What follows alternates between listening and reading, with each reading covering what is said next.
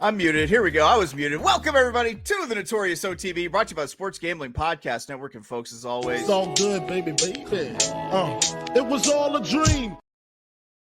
We used to read Blood Horse Magazine. I got my Cuban link. Yes, Cuban B. I'm your host, Chase Sessoms, the Wolf of Oaklawn. I'd rather be trapped as than lazy. Don't care what they say, I'ma do what pays me. It happens every year about this time. Weaklings act like they lost their mind. Alphas reclaim the neighborhood. Rob the sheep and all the wolves eat good. Yes. Welcome to the show. Joining me, as always, you might know him as the Michelangelo of the Crying Michael Jordan. He is your favorite capper's favorite capper. Ladies and gentlemen, Barry the Sniper Spears. Hey, what is this? What is this shit here? Hold up. Hey, who been putting out their clothes on my floor? Who has been putting out their clothes on my floor?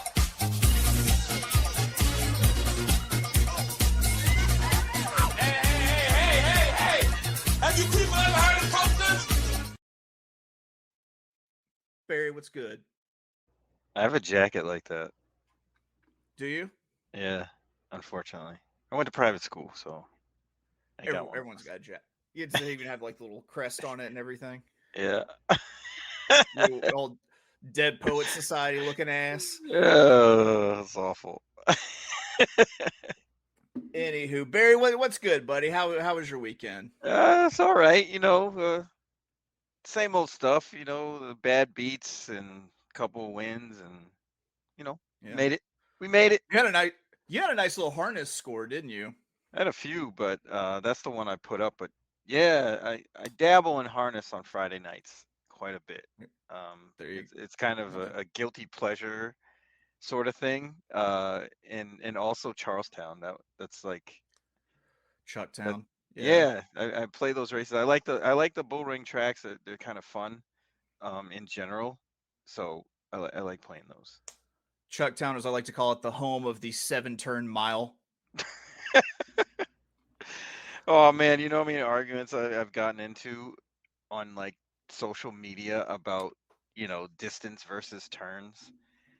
I just don't understand how people can think that things are really that much different just because they're turning, but we'll go there. There we go. Well, let's see. Let's recap. The last thing we had was Friday. We both finished second with our pick on Friday. So we turned the page. We turned the page, and guys, we're going back to where it all began in the Notorious OTB YouTube era. It's that time of year where Monday pickings get slim, and we're falling back on old reliable. Today, our pick threes come from the Great Race Place in Youngstown, Ohio. That's right. Let's see the artwork. They got Ohio State. We're dotting the I. We're talking Mahoning Valley. Mahoning Valley today, Monday, the 17th of November, year of our Lord 2025. Let's pull up some past performances. Chair. Post time for the cards going to be 12:15 p.m. Eastern, 11:15 a.m. God's time, 9:15 a.m. Pacific time out on the Pacific Coast. And Barry, because of how numbers work, you are going to be kicking us off today. Yes. Race three. It's been a while since you kicked it off, I think. Race three, $7,500. Non-winners of 3 lifetime, going 8 furlongs on the dirt. Barry, how's your pick three starting? Yeah, this was a race, or these kind of races, these non-winners of 2, non-winners of 3 type races. Horses that kind of move in and out of the class ranks and with slight class edges usually sort of win these sort of races. I went to 3 horses here. I'm taking the number 3 Citizen, who is a second off the claim. This horse was claimed in the 5,000 non-winners of 3. Stepped up last time to a 7,500 non-winners of 3. Ran pretty good.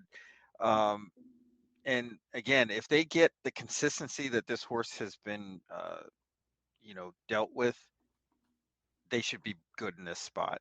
There's enough speed for them to run into. They should have targets to run at.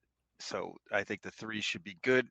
The same sort of thing with Z Boss, who actually last time went to 6 furlongs, which I don't think is the best distance for this horse, and they were trapped on the rail.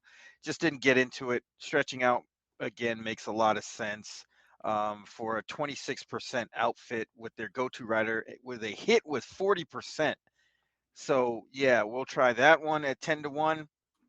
And we'll also go to the 7 Cocktails at Noon, who's another that was claimed last time off of a 12,000 non-winners of 2. They dropped into that 5,000 ranks from Laurel, got claimed, goes in this spot, 25% outfit.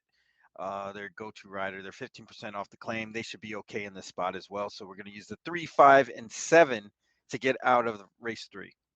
Then you roll it into race 4, 26,400. Non-winners of 2 something. Not here to read your fucking conditions. Allowance on the dirt. What are you doing here? Taking 3 more horses in this race. We're going to go with the 1 Win Herbie Win, who is probably the speed of the speed here, and drawing the rail is key as well. They are kind of forced to go to lead, even though they won it anyway. I think they should be all right in this spot. The 4 Minister of Magic, we're going to use that one. Was first time off of a pretty decent layoff since July 16th of this year.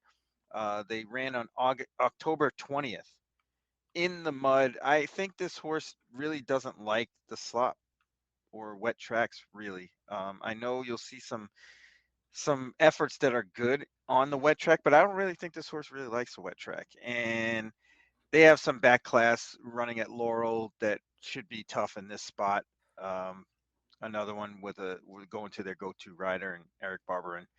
And we're going to use the 6 Bold Buckeye, who is 5 for 7 at the distance, coming into this off of a state bred stake, going a mile and 16th at Thistle.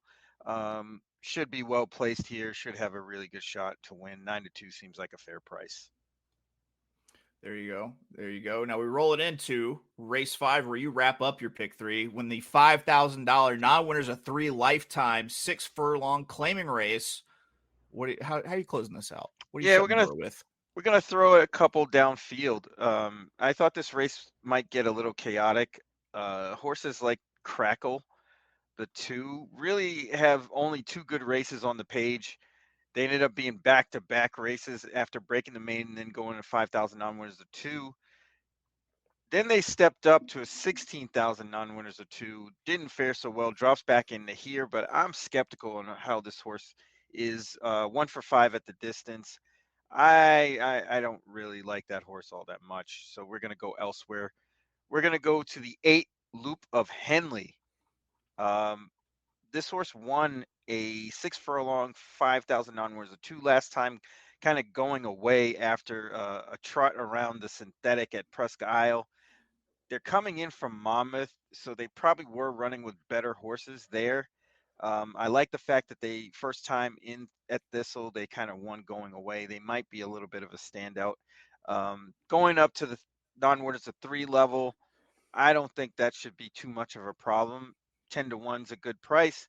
We're also going to use the 9 Star Court, kind of the same sort of situation, coming in from a tougher track in Churchill. I don't really think they really like the wet track all that much. And the class relief should show really, really evident in this spot.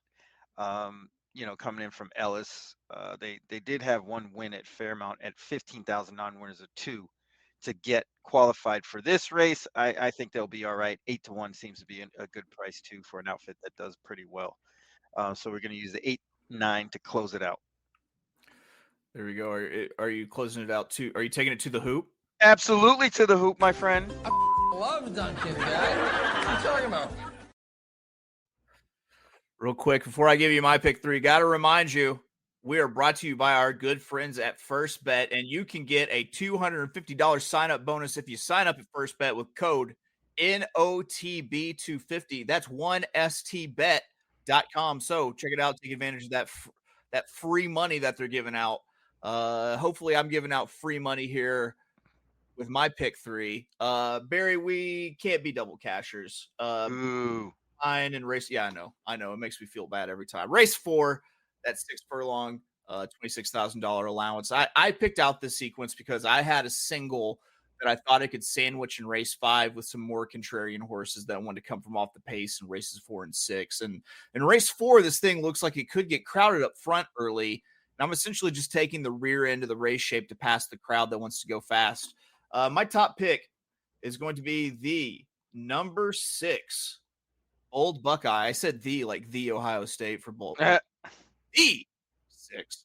9-2. Bold Buckeye finished up a successful stand at Thistledown this summer and early fall, and ends up in very familiar and friendly confines back in Mahoning Valley. He's got a win and finished in the exacta twice in 3 starts at Mahoning Valley. He's 5 for 7 at today's 6 furlong distance. Has never missed the trifecta going 6 furlongs. I saw this as like an amoeba of an early pace with the 1 Win Herbie win and the 5 Big Prankster both pushing for the lead. And the number 4 Minister of Magic and number 7 Powerful Moon all up close and maybe forcing those 2 front runners to go a little bit faster than they went to early. Old Buckeye should be sitting a couple links off and will have the benefit of that pace to run in too late. I think you can call this a small drop in class coming out of an Ohio bred stakes race. I think we're going to get him back to what Bold Buckeye does best, cutting back from these 2 efforts at route distances. And unlike most horses at Mahoning Valley, this one is a regular on the work tab. I think should be in shape for the effort. The other 2 horses I'm going to use, I'm going to be using the 3 Trigger Point at 4-1, as well as the 2 Excitement at 5-2. I rolled into race 5, the $5,000 non-winners of 3 lifetime. And this race may be why I elected to play this sequence, because I'm single. Sorry, I got to find my. Yes, I'm singing. I want to mingle. You want to mingle? Yeah. And I'm ready to mingle in this spot with Lone Early Speed. My single is going to be the number 1 Style and Time at 9-2. 9-2, but I think has a good chance to be the favorite when they pop the gate in the 5th. I think this non-winners of 3 lifetime condition hits, Style and Time well. And I'm encouraged that for this condition, she's relatively lightly raced. And this one goes back into the barn of owner Nicole, is it Higham or Higham? And she does well with the pet horse angle and horses making their first start with her as the trainer. I think it's simple. This horse that's 2 for 2 at this distance goes out and runs them off of their feet. So I'm going single there in race 5, roll it into race 6. There we go. I don't know what happened there. Just StreamYard action, I guess is what I'll say. It's Monday. So race 6, what I'm doing here, how I'm closing out my pick 3. I thought there were 2 horses that link up early and burn it down early in this 2-turn race, and neither one of them hold on to win. The number 3 Smash at 7-2, and the number 6 Poppy's Pride at 6-1 should link up on the front. And I think that they're both pretty much as fast as each other, and that no one has the advantage. And it's going to cause them both to press to be on the lead. And I don't think that between the 2 get into the lead will be easy for either of them. And that's going to open it up for me to spread out because of my single in the last leg and take 3 horses I think can pick up pieces and are at appealing prices. My top pick is going to be the number 5 Master of the Night at 5-1. Master of the Night's getting the slightest of class drops after winning from 7 off the pace at the first call, going 2 turns in the first start at Mahoning Valley after shipping in from Thistledown. And while Master of the Night has yet to win at the 1.70-mile distance, I don't think it's a stretch to say that this one can get the distance despite being a specialist at the 1-mile distance. Trained by Jeffrey Rodesevich, however you pronounce it, and with Luis Rivera up in the irons. I think that these are about as strong in connections as you can have at Mahoning Valley, with Radosevich winning at a 35% clip for this meet and combining with Rivera to win at 21% of their starts as a combo. So I'm using Master of the Night, but I'm also going to be using the number 2, only getting better at 9-2, and the number 9, the big price, who I would really like to get in, Fast Foodie. Or sorry, Food Foodie at 15-1. I think Fast Foodie's better. All right, so I closed out with the 2, 5, and the 9. Bear, what did you think of this overall Mahoning Valley card? I guess you better get used to it because we'll probably have to do it a lot. It's always interesting because you can find some prices in there, but you got to dig for them, and it's not easy all the time. Like, I'm sure one of these races is going to be completely chaotic, and I just don't know which one it is, to be honest. I took an attempt to think that race 5 would be the chaos race, but again, you never know. These horses are inexpensive and they are inconsistent. So we'll see. If somebody's out there wondering why Mahoning Valley, I'm just going to remind everyone that one of the lowest takeouts in pick 3s in the country. Yes, indeed. Yes, indeed. Barry, how do you feel about wrapping up picks? I think it's mandatory. Is mandatory. Yes. Go ahead, Barry. All right. So we're going to race 3. We're going to use 3, 5, and 7. Race 4, 1, 4, and 6. Race 5, 8, and 9 for $8 for $18 to the hoop. Stand in line after you bet because we're winning this one, I think. No records on why they pay me. That's right. Every time. Cough it up, Whitey. All right, my pick 3 starts in race 4. I'm going to be using the 2, 3, and 6 in race 4. Race 5, I am singled to the 1. Race 6, 2, 5, and 9, and we're both in for $18 today. I was able to press it one more time, $18 for a $2 pick 3. Barry, that's it. We've done everything that the people want from us. What more can we give them?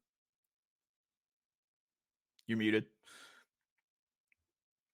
Not much else other than maybe blood, but I think we might need that. You can have my blood, but my kidneys are mine. God damn it! Nobody's taking my kidneys. All right, that's gonna do it for not today, at least. I mean, down the road, if we black market kidneys or a thing, yeah, we'll do that. All right, guys, that's gonna be it for us here at the Notorious OTB, brought to you by the Sports Gambling Podcast Network. We will see you tomorrow, bright and early, 9 a.m. Eastern, 8 a.m. God's time. We love you. Bye-bye. And I'll have enough money to hit the club and get some fresh